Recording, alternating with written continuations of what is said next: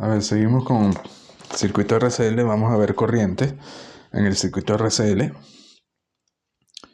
Bueno, tenemos IL, IC y R. La salida que se toma aquí en el resistor B. Esta corriente, que es la suma de IL y S, le llamamos ILC. Tenemos IF, que es de la forma de un coseno con frecuencia WF. Lo resumimos como IF coseno de A. A sería WF más la fase inicial. BDT entonces va a ser BF coseno de A. Bueno, como esto está en paralelo directamente, ICS de BDT, si lo hacen da menos IC seno de A. Y L va a ser la integral de B, porque y L en 0 partimos de 0. Esto le va a dar IL seno de A. Y R va a ser G por B, la conductancia por B. Y al final se puede resumir como IR coseno de A, donde IR sería G y F entre Y, que sería la admitancia. Igual aquí IL, la magnitud sería IF entre L, WF, Y mayúscula. Bueno, luego ILC es la suma de ambas. Y va a dar este factor multiplicado por el seno de A. Ambos tienen la misma fase porque es seno de A. Luego si hacemos IR más IF, perdón, IR más ILC, nos da esto de aquí, nos da un término seno de A, coseno de A. Y esto, bueno, nos da este término seno de A más G coseno de A. Esto lo podemos resumir como B seno de A más G coseno de A. Y luego sabemos que la admitancia se puede expresar como G más JB. Si dividimos entre Y, entre la admitancia, nos queda esto. Es decir, que 1 va a ser igual a la raíz de cada uno de los términos. La magnitud es 1 y va a ser la raíz de esto al cuadrado más esto al cuadrado. Pero esto sería igual a coseno cuadrado de θ más seno cuadrado de θ, para que dé 1. Es decir, que coseno de θ lo podemos llamar G entre Y y seno de θ B entre Y, donde Y sería la admitancia. Entonces al final IR más IC se puede expresar como un seno de θ por seno de A más un coseno de θ por coseno de A, pero eso resulta ser coseno de A más θ.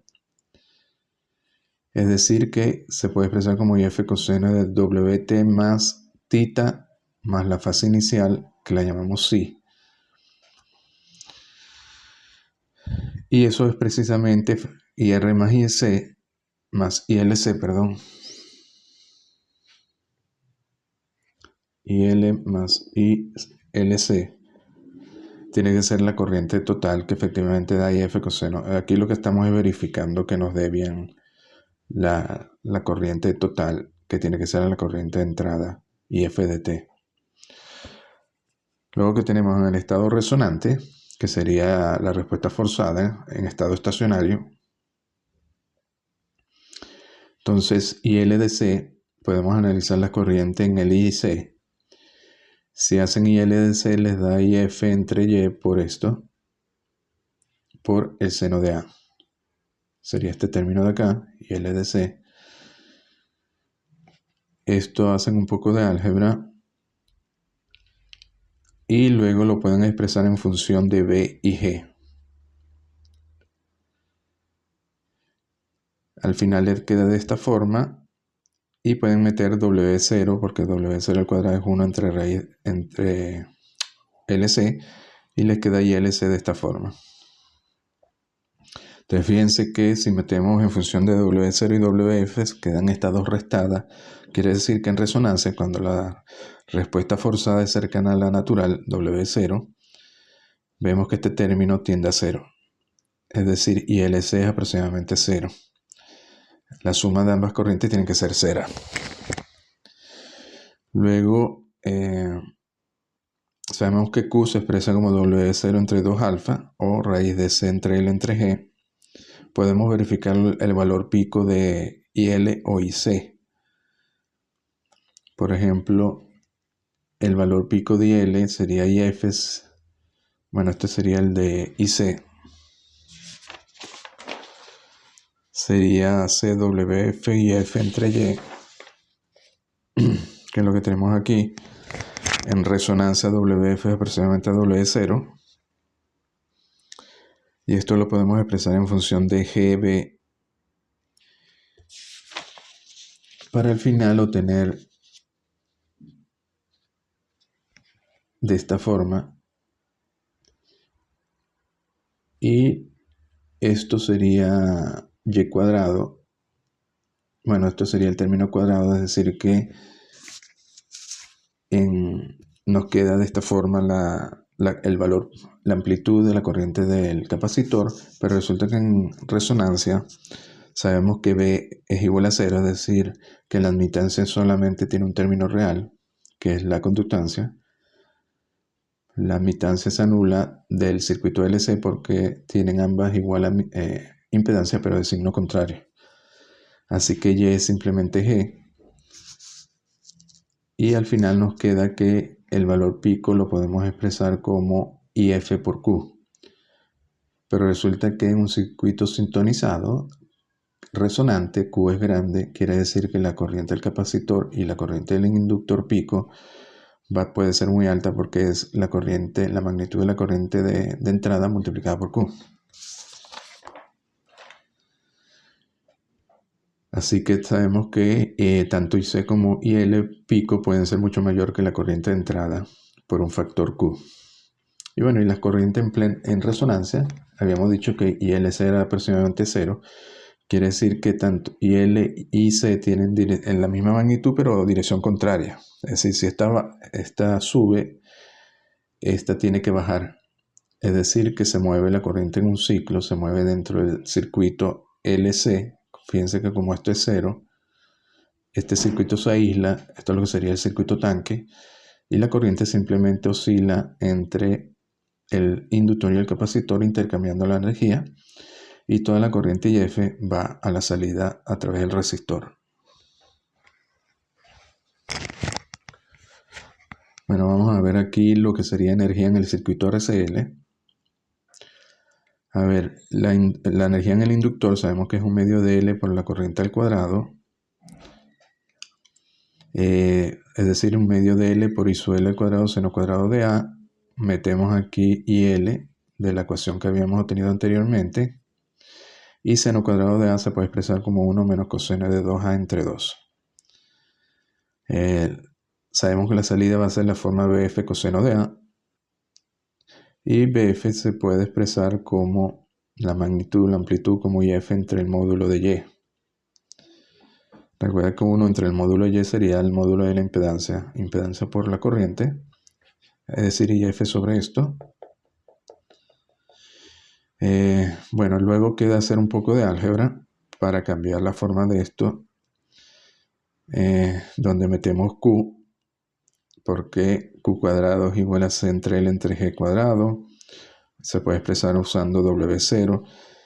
Y bueno, haciendo un poco de álgebra, como lo hacemos aquí, metiendo W0 igual a 1 entre raíz de LC, al final se puede expresar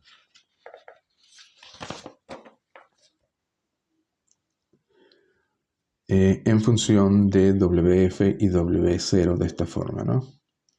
Es decir, que la energía en el inductor va a ser proporcional a la corriente de excitación al cuadrado, que era lo esperado, y va a aparecer aquí en el denominador tanto Q como W0 y WF, y va a aparecer una frecuencia doble aquí en el coseno de 2A. Bueno, esto sería el álgebra para WL. Si hacen lo mismo para el capacitor, llegan a este resultado. Podemos ver la energía tanto en L como en C, se suman ambas. Y luego podemos ver cómo es en resonancia cuando WF se aproxima a W0. De aquí de WLC, es decir, la energía en ambos, tanto el inductor como el capacitor, si meten WF igual a W0, este término se va, queda solo este. Y aquí este término se va y queda solo 1 entre q cuadrado, que el q cuadrado sube arriba, y al final queda simplemente un medio if cuadrado por q cuadrado raíz de L entre C, 1 entre WF. Y esto también se puede expresar como un medio de L por Q y F al cuadrado. Fíjense que esta energía en el circuito LC tiene sentido porque ambos tienen amplitud pico. Habíamos visto Q y F y aquí aparece como Q y F al cuadrado, ¿no? Un medio de L por la corriente al cuadrado. Y también se puede expresar como un medio de C, R y F al cuadrado. Por tanto, bueno, nos queda de esta forma y vemos que la energía en el circuito LC, el circuito tanque, es siempre mayor que cero, es positiva. Si la grafican en función de T, esto sería en resonancia. Si la grafican fuera de resonancia, la energía en el circuito LC va a tener un pequeño rizo alrededor de un valor promedio. Esto sería WF menor que W0 fuera de resonancia. Va a ser siempre positiva y va a tener un pequeño rizo, y en resonancia este rizo se aproxima a 0 y solo queda el valor promedio. Luego podemos ver la potencia entregada al resistor, que sería el voltaje por su corriente. Se meten aquí ambos valores de las ecuaciones anteriores, y potencia sabemos que es flujo de energía, es energía por unidad de tiempo. Así que la energía entregada al resistor podemos calcular la energía entregada al resistor durante un ciclo en resonancia.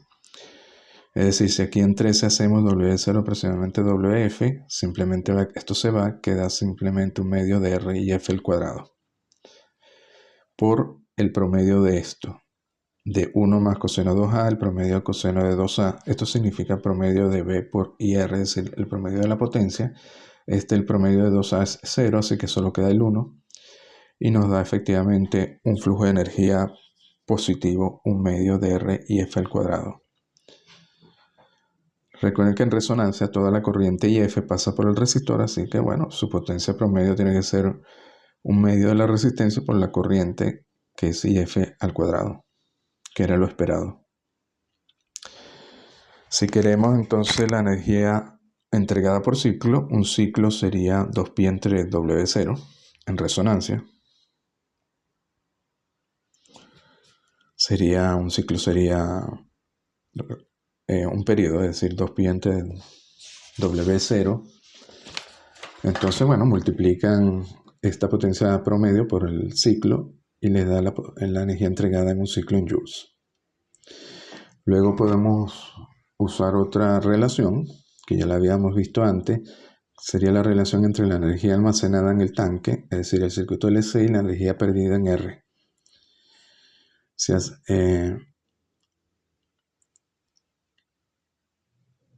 Fíjense que hay otra relación que dice que Q se puede expresar entonces como 2pi por la energía en el IC entre la energía perdida en R. De hecho, aquí lo podemos verificar. Si hacen la energía en LC y lo dividen entre la energía perdida en R, en un ciclo, sería este valor, y la energía en LC que habíamos calculado esto, llegan a este resultado, llegan a Q entre 2pi, despejan Q y efectivamente le da 2pi por la energía almacenada en el IC entre la energía perdida en R. Es decir, esta otra forma que ya habíamos visto en el video anterior de expresar Q en función de las energías. Bueno, esto es un resumen de las ecuaciones. Después lo que resta es hacer más ejercicios aplicando la fórmula. Entonces seguimos en el próximo video.